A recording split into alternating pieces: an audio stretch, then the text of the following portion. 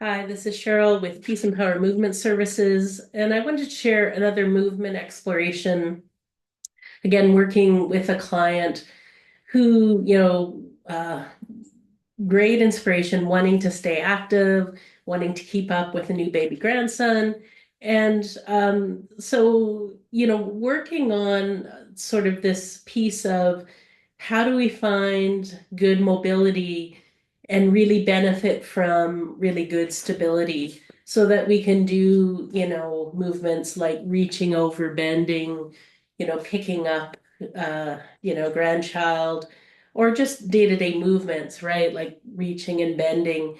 Um, Often as we age, parts of us sort of have this kind of personal legacy of holding a certain amount of tension or joints that become stiffer. And so I just want to present an exploration that plays with an idea that can be really helpful. And I'm going to do a specific context, but you can take this principle and put it into any kind of movement.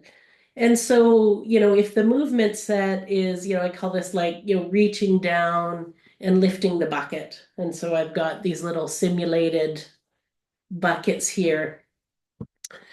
We can, explore this kind of movement and notice, like in this moment, it's a little easier to bend to the right to pick this up, little bit stiffer working through the left side. And so exploring how to initiate the movement and where to initiate that from. And so in natural language, when we say bend over and pick up something, we're thinking about our arm, we kind of fold through our ribs, we might, tip our head in some sort of way, and we go to pick up the object. And that may be really functional until the weight of that object gets bigger, it gets lower, or if it's on the side that doesn't bend as well, that strategy might actually, create kind of aches and pains or some real shearing harm on our bodies.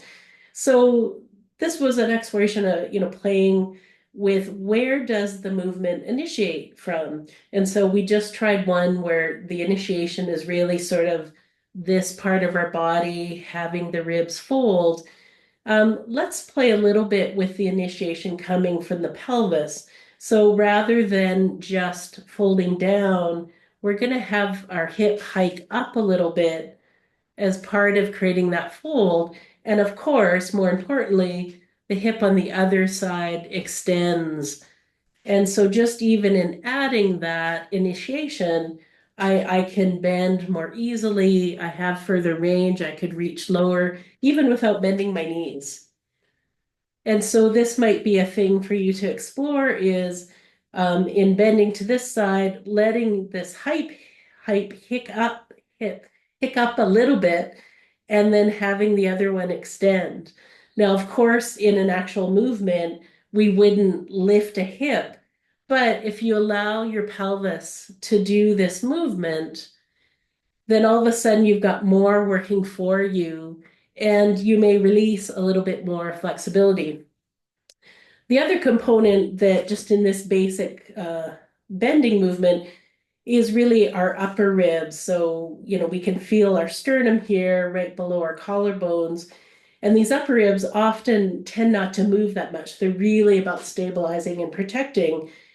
And so again, really helpful to use our hands that in doing this movement to support them to come along for the ride. They're not going to bend as much as the lower ribs, but they can have a sort of role and function in doing this movement.